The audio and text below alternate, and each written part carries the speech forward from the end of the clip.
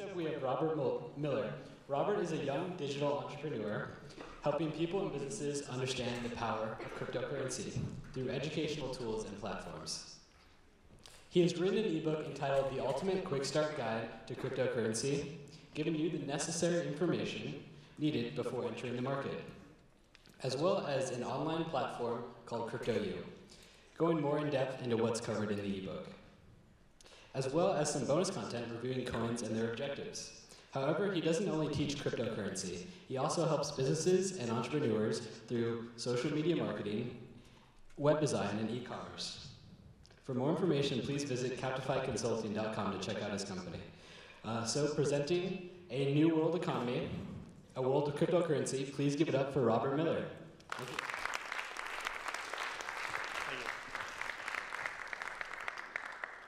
Thank you. Thank you.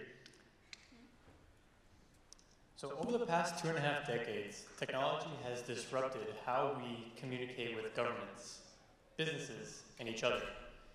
Email has changed how we interact with businesses and with individuals as we can communicate with no boundaries. Social media has allowed us to connect with loved ones and make new friends online.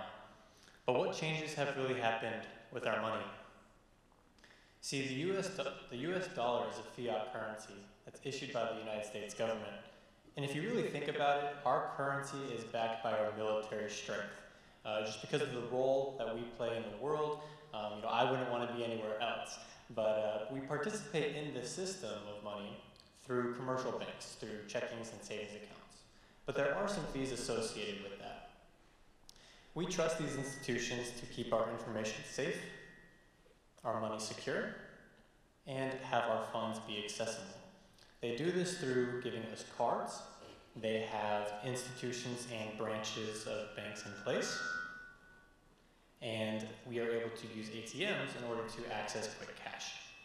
But there's still some inefficiencies when it comes to money, as our system and technology from our phones has made us have an instant mindset, where we want things now.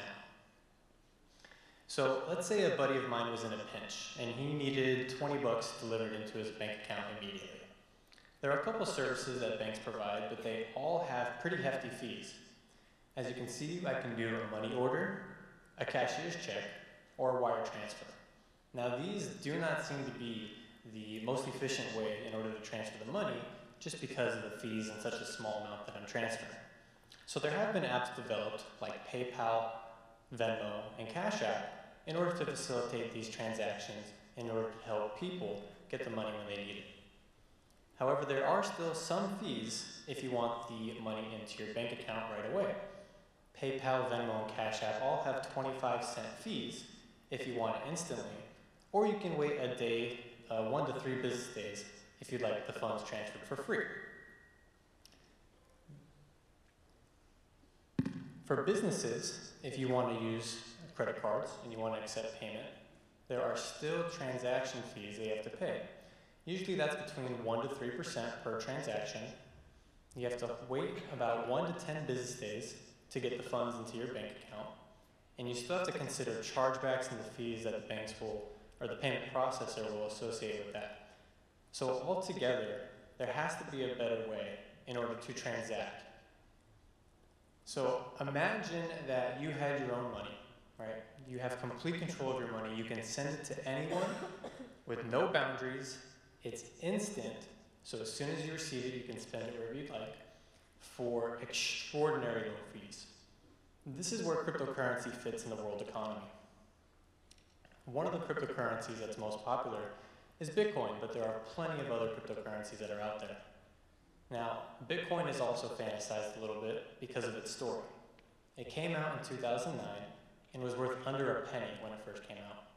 So one of the fantasies people like to play is that if you had purchased $100 worth of Bitcoin back then, you'd have over $170 million today.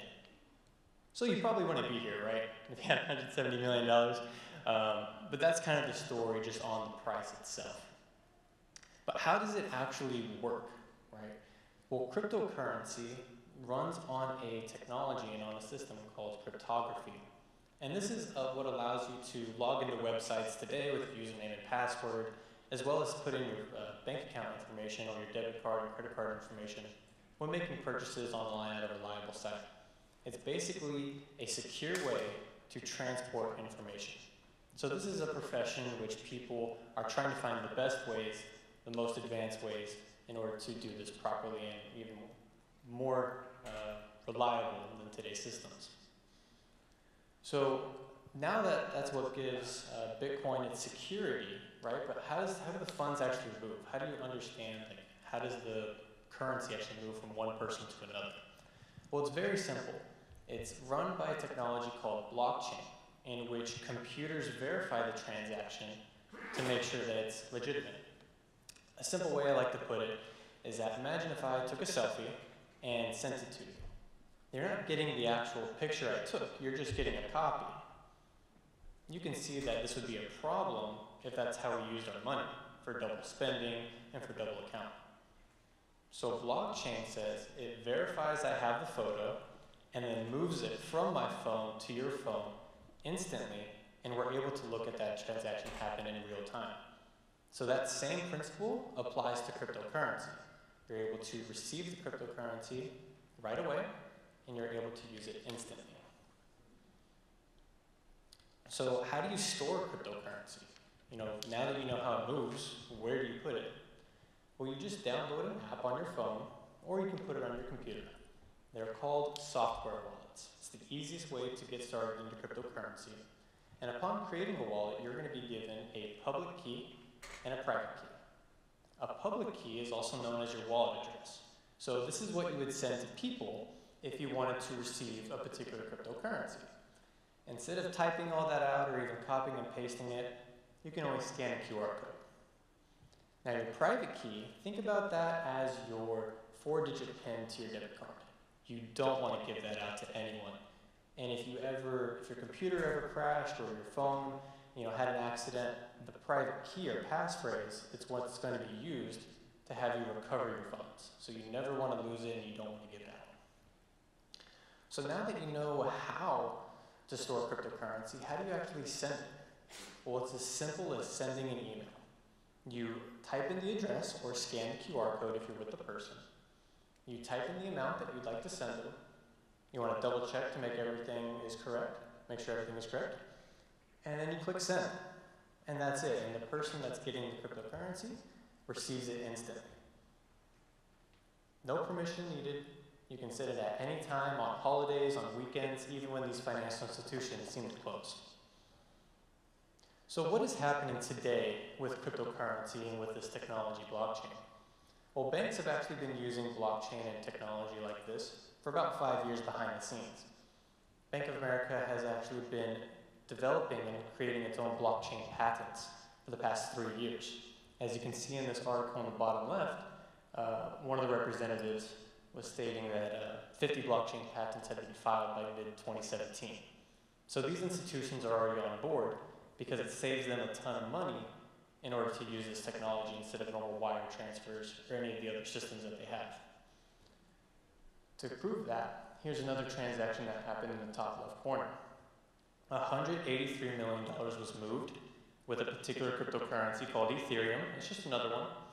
And it only cost 6 cents. The perks of that are that it was instant and the receiving party was able to use it immediately. So obviously they know what they're doing when they're moving that much money, but if I were even to do that with a wire transfer, it would cost me $35, and it would take 3 to 5 business days for me to even receive those funds. So you can see the power in that just in itself.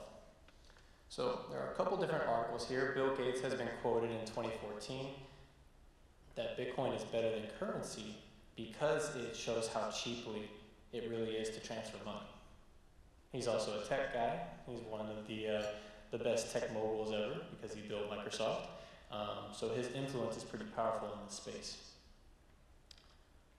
Last week, Bitcoin surged about 19% for any of you traders out there. That just means that the price went up about 20%, which is pretty big, considering average returns in investing are usually between 4 to 6% a year. And one last statement is that Samsung, they actually came out with their Samsung Galaxy S10 not too long ago. They announced it. and it actually comes with a cryptocurrency wallet in the phone. So this technology isn't going anywhere. It's only going to get more involved with our lives. So that's it. Thank you.